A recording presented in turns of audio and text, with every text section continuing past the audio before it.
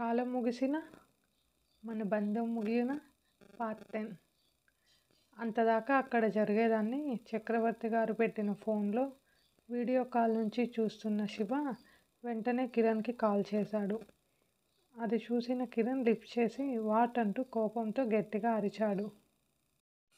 ఒక్క నిమిషం కిరణ్ కోపానికి సైలెంట్ అయిన శివ, బావా ప్లీజ్ అంత కోపం వద్దు, అక్క మొహం ఆల్రెడీ వాచిపోయింది, కొట్టకు అని బాధగా అంటున్న శివ మాటలకు రూమ్ అంతా చూస్తూ ఫోన్ కనపడడంతో అది తీసి కట్ చేసి మనకుండాలి దీని మీద, అంతేకాని నీ అక్కకు మనం అవసరం లేదు, ఇప్పుడు మనం ఎలా పోతే దీనికి ఎందుకు, ఇప్పుడు ఇది బండరాయిలాగా మారిపోయింది, నన్ను చూసింది కనీసం ఆ కళ్ళల్లో ప్రేమ కూడా లేదు, దానికి నేను మీరు ఎవరు అవసరం లేదురా, ఇప్పుడు కూడా దూరంగా ఉండడానికి పిచ్చి పిచ్చి మాటలు చెప్తోంది, నువ్వు అనవసరంగా అన్నీ వదిలేసి మీ అక్క కోసం ప్రాకులాడటం మానే అంటూ ఫోన్ ఆఫ్ చేశాడు కిరణ్.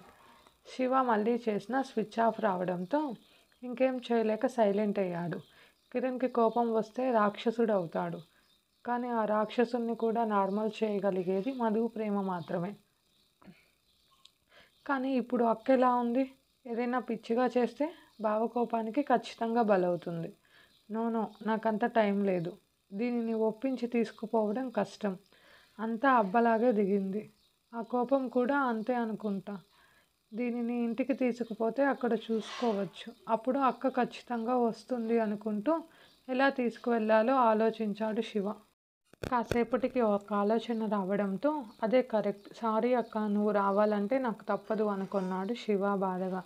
ఫోన్ కట్ చేసిన కిరణ్ ఇంకా దూరంగా ఉన్న మధును చూసి కోపంగా దగ్గరకు వెళ్ళి గెడ్డం పట్టి పైకి ఎత్తి ఏ కళ్ళు తెరువు అంటూ గట్టిగా అరిచాడు. మెల్లగా కళ్ళు తెరిచి కిరణ్ని చూసింది మధు.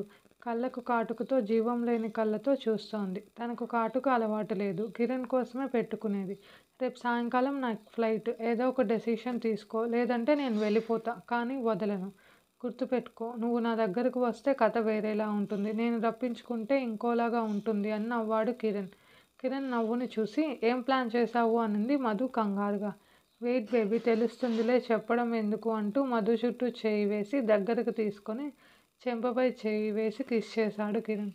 కిరణ్ అంత బాధలో ఉంటేనే అంత స్మూత్గా కిస్ చేస్తాడు, అలాంటిది తను 16 ఏళ్ళుగా తనకు కంటికి కనిపించకుండా నరకంలోకి తోసేసింది కిరణ్ని. ఆఖరికి తన కూతుర్ని కూడా దూరం చేసి తను నరకం అనుభవిస్తోంది. తను ఎంత బాధపడినా తనకి కిరణ్ ముఖ్యం, అందుకే ఎంతటి నరకాన్నైనా అనుభవించడానికి సిద్ధమై 16 సంవత్సరాల ముందే తన ప్రాణాన్ని కిరణ్ దగ్గరే వదిలేసి 6 ఏళ్ల బిడ్డతో బయట అడుగుపెట్టింది. ఆలోచనల నుంచి బయటకు వచ్చిన మధు కిరణ్ వీపుపై చేయి వేయడంతో అంతదాకా ఆపిన బాధ ఆగనంటూ మధుని వదిలి హక్ చేసుకొని గట్టిగా ఏడ్చేశాడు. ఎంత బాధని అయినా మగవాళ్ళు మనసులోనే భరించి బాధపడతారు అనేది ఎంత నిజమో, మనసు నిండా ఆ బాధ ఎక్కువై తట్టుకోలేకుండా ఎక్కడ తన గుండె ఆగిపోతుందేమో అన్నట్టు గట్టిగా ఏడ్చాడు కిరణ్. కిరణ్ అంత పెద్దగా ఏడవడంతో మధు ఆశ్చర్యపోయినా అతను అలా ఏడుస్తుంటే తన గుండె ఎన్ని వేల ముక్కలైందో తనకే తెలుసు. కిరణ్ బాధ మధుని ఎక్కువసేపు నటనలో ఉంచలేకపోయింది. ప్లీజ్ బావా, నువ్వు అలా ఏడవకు, నేను తట్టుకోలేను అంటూ అప్పటికే తను ఏడుస్తూ కిరణ్ భుజం తడిపేసింది. మధు మాట్లాడడంతో కొంచెం తగ్గాడు కిరణ్.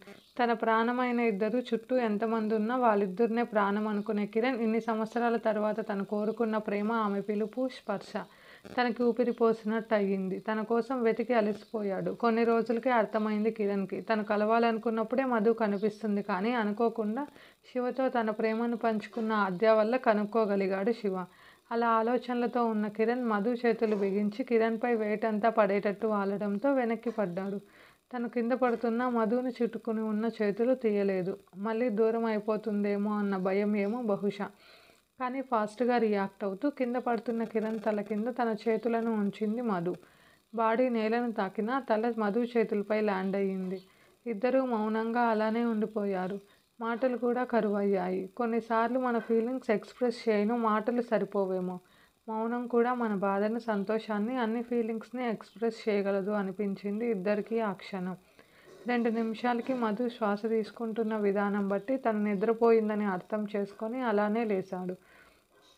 తనని చేతుల్లోకి తీసుకొని చిన్నగా పెదాలు తెరిచి నిద్రపోతున్న మధుని చూసి, ఇప్పటికీ చాలా సంవత్సరాలు ఎదురు చూశానే, ఇంకా వెయిట్ చేయలేను నేను అని మధుని 2 నిమిషాలు చూసి తర్వాత ఫోన్ ఆన్ చేసి శివకి ఫోన్ చేశాడు.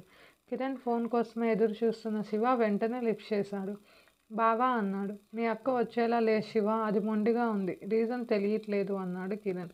ఇప్పుడు ఎలా బావా, వెయిట్ చేద్దామా కొన్ని రోజులు అన్నాడు శివ. లేదు శివ, ఇప్పటికే చాలా సంవత్సరాలు ఎదురు చూసి అలసిపోయా. ముందు ఇంటికి తీసుకువెళ్తే రీజన్ తర్వాత తెలుసుకోవచ్చు అన్నాడు కిరణ్. అయితే రేపు ఈవినింగ్ బయలుదేరదాం బావా, ఎల్లుండి మన ఇంట్లో ఉంటాం. ఏం ప్లాన్ చేసావురా అప్పుడే అన్నాడు కిరణ్. ఎందుకు, నన్ను దొబ్బడానికే? అవన్నీ వద్దు, కానీ నువ్వెప్పుడు బయలుదేరుతావు? గొంతు ఎక్కువ అవుతోంది నాన్న అన్నాడు కిరణ్. నిజాలు చెప్తే మీరు ఎక్కడ ఒప్పుకుంటారులే, రేపు నైట్ ఫ్లైట్కి స్టార్ట్ అవుతా బావా. అక్క ఎలా ఉంది, ఒకసారి చూస్తాను అన్నాడు శివ. కిరణ్ మధు వైపు చూశాడు.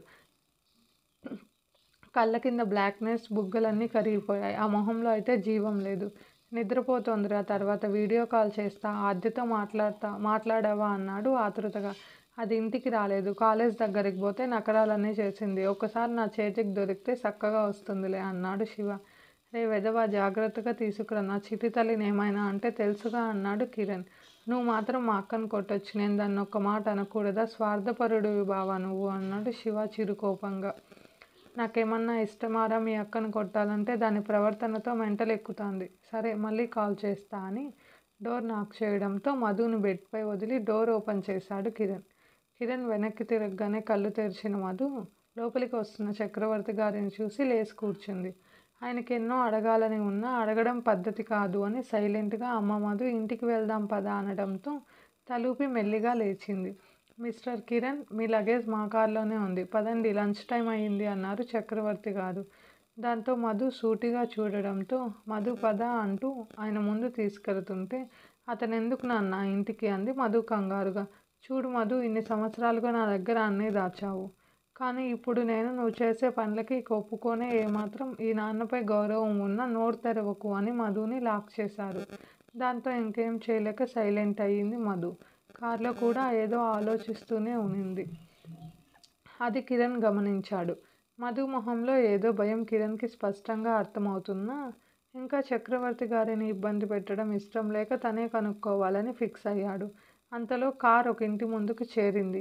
ముందు పెద్ద గేట్ ఓపెన్ అవడంతో కార్ లోపలికి వెళ్ళింది. ఇంటి ముందు మల్హోత్రా మాన్షన్స్ అని అందంగా చెక్కబడి ఉంది. ఆ ఇంటి మోడల్ మధుది అని వెంటనే కనిపెట్టేశాడు కిరణ్. కార్ దిగిన కిరణ్ ఇల్లు కాదు పెద్ద కోట అనడం కరెక్టేమో, ఆ హౌస్ని చూస్తూ మధు వెనకే అడుగులు వేశాడు చిన్నగా. ఇదే ఫ్రెండ్స్ ఈరోజుటి స్టోరీ. మీకు స్టోరీ నచ్చితే లైక్ చేయండి, కామెంట్ చేయండి, ప్లీజ్ సబ్స్క్రైబ్ చేసుకోండి ఫ్రెండ్స్. Thank you.